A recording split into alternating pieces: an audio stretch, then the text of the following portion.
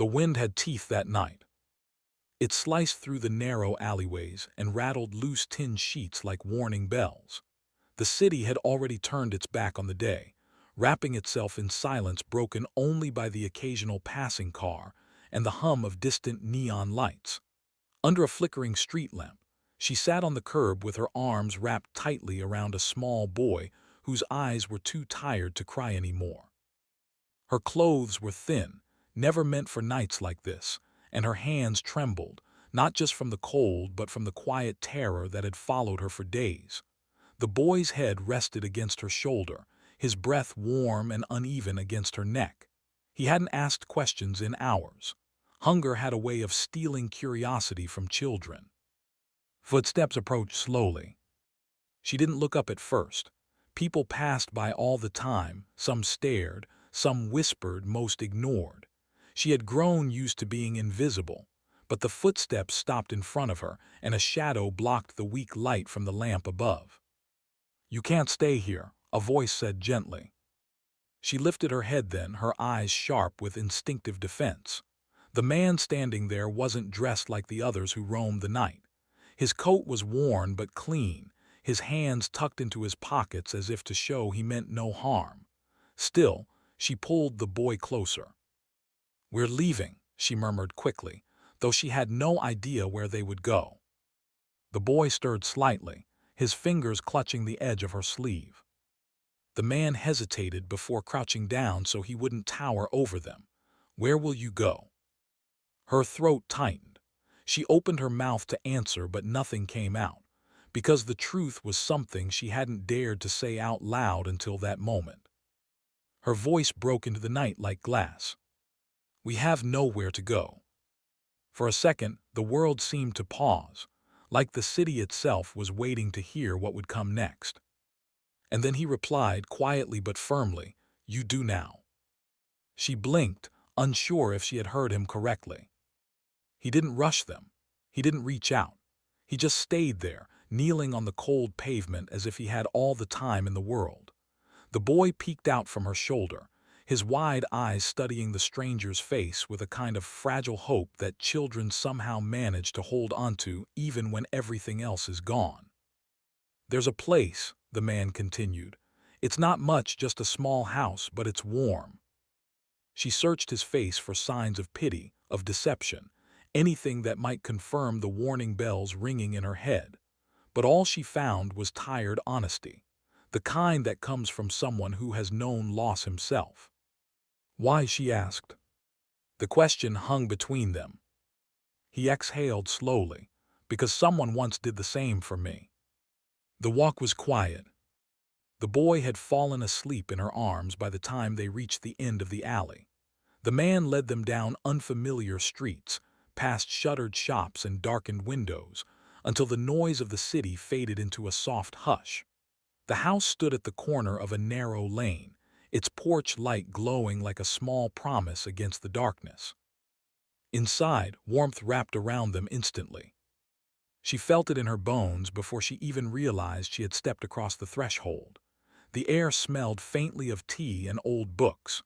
The walls were simple but clean, lined with shelves and soft yellow lamps that chased away the night. He showed them to a small room with a bed tucked neatly against the wall. "You can stay here," he said, "as long as you need." Her fingers trembled as she laid the boy down, pulling the blanket over his small frame.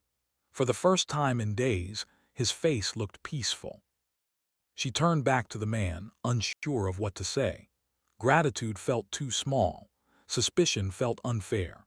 The weight of exhaustion finally settled on her shoulders, and she sank into the chair beside the bed. "I don't even know your name," she admitted softly. "Daniel," he replied.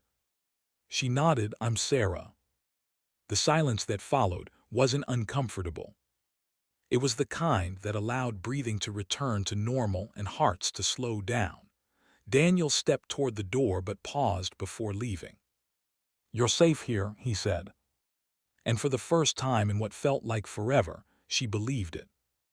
Morning came with sunlight spilling through the curtains. Sarah woke with a start, her body still expecting cold pavement beneath her. Instead, she found soft sheets tangled around her legs and the gentle rise and fall of her son's chest beside her. For a moment, she didn't move, afraid the slightest shift might shatter whatever fragile dream this was.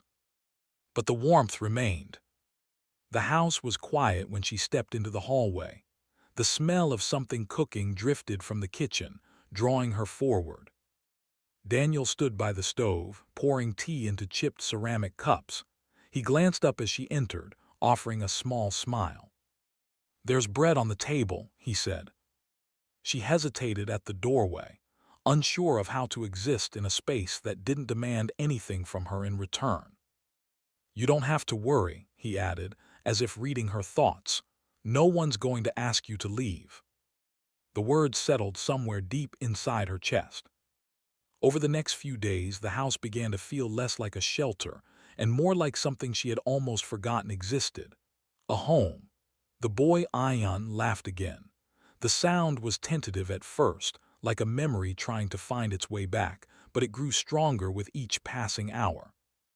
Daniel never asked for their story. Not right away. He let them find their rhythm instead. Let Ion explore the small backyard. Let Sarah sit by the window with a cup of tea and simply watch the world without fear of it crashing down around her. When she finally told him about the eviction, about the nights spent searching for work that never came, about the people who had promised help only to disappear, he listened without interruption. "I kept thinking," she confessed, "that if I could just make it one more day." Daniel nodded slowly. "Sometimes one more day is all we can manage." The house changed after that. Not in its structure, but in its heartbeat. Sarah began helping with small things, washing dishes, sweeping floors, fixing the loose hinge on the kitchen cabinet. Daniel showed her how to use the old sewing machine tucked away in the corner of the living room. "You said you used to sew," he reminded her. It had been years. Her hands were rusty at first, the thread slipping through her fingers as if unsure whether to trust her again. But muscle memory returned, guided by quiet determination. She started with simple repairs, mending Daniel's shirts, patching Ion's worn-out trousers. Then came the curtains. Then came the cushion covers. And slowly, piece by piece, something inside her began to mend as well. Weeks passed. The city outside remained the same, busy, indifferent, unforgiving. But the small house at the corner of the narrow lane became a place where laughter lived again, where warm meals were shared, where the night didn't feel like an enemy waiting to swallow them whole. One evening, as the sun dipped below the rooftops, Sarah stood by the doorway watching Ion chase fireflies in the yard. "I don't know how to repay you," she said quietly. Daniel shook his head. "You don't have to." She thought back to that night under the street lamp, the cold, the fear, the hollow certainty that there was no future waiting for them beyond the next sunrise. "You changed everything," she whispered. He leaned against the doorframe beside her, his gaze following the boy's laughter across the grass. "No," he replied softly, "you just needed a place to begin again."